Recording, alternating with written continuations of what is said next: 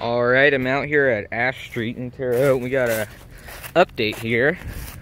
We have a slight LED upgrade. This is I guess it's a middle of the process. They usually around here, whenever they do LED upgrades, they do usually one pair every day that they work on it. So still got mostly incandescent here, but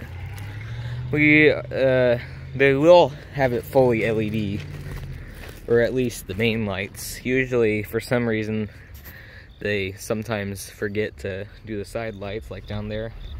That's Maple Avenue number 1. They forgot to do this one set of side lights there, and they left them incandescent. But anyways, never really have done a tour here. I just got an activation shots, but as you can see, the front mast lights on this signal here, the western signal, has gotten LEDs. Brand new Leotech EV series LEDs. These are Harman lights, 12 by 24 inch. Overhead lights, which are more Harman 12 by 24 inch lights, are still incandescent because they haven't gotten to it yet. And then none of the other equipment's changed. These are Safe Trend 12 by 24s. Still got all four, yes, 4 GS Type 1 e-belts here. This track here is the CSX CE&D sub. That's looking north towards Chicago. Before that, there's Danville, Illinois. That's looking south. Right there is Haley in the Wabash Railroad Museum.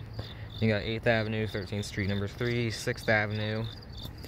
And that would be going southward towards Evansville, Indiana, and Nashville, Tennessee. And then over here, this signal doesn't have any changes to it, but I'm gonna go up close here because I've really just never done a tour here. So I may as well get close-ups. But this is technically an update video, but still got Safe Trend base. Here's the emergency information, by the way. And then the Safe Trend 12 by 24s, which are incandescent, and the GS Type 1. Then over here, this gateless signal is the same thing. Safe Trend base, Safe Trend 12 by 24s, and GS Type 1.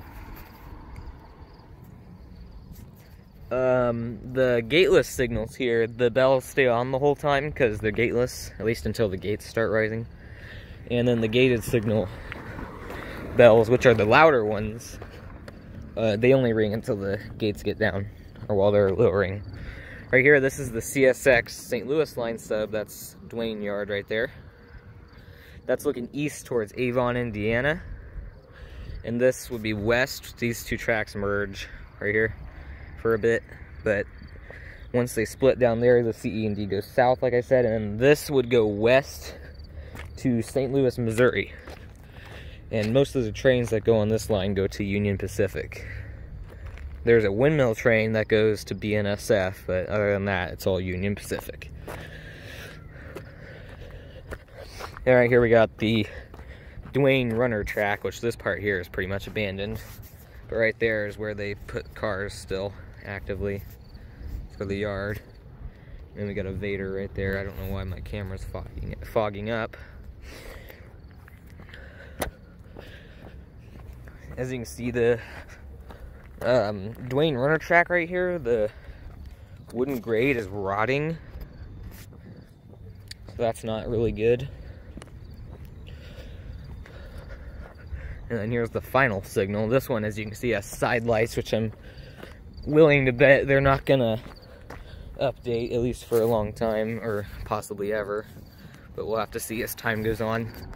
By the way, the cantilevers here are made by Harman. As you can see, it's kind of a somewhat sketchy area, but it's not horrible. Just don't go here at night, is what I recommend. Cantilever, as with most of these types of CSX installs, the cantilever always will have Harman lights, almost always, and the gate mast will almost always have Safe Trend lights. So 4 pairs of Harman lights on this cantilever, which are all still incandescent, haven't gotten upgraded yet.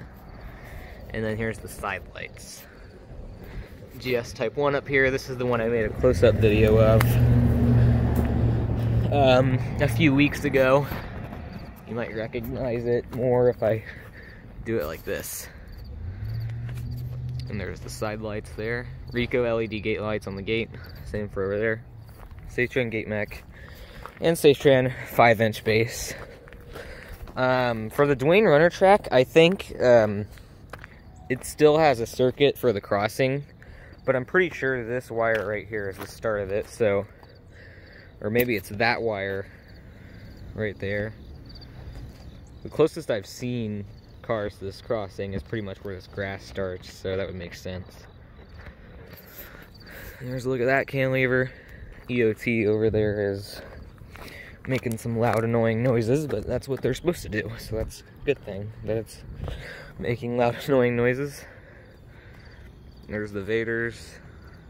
Over there's the former Columbia Home Products plant. And then there actually is a spur that leads into that that's abandoned.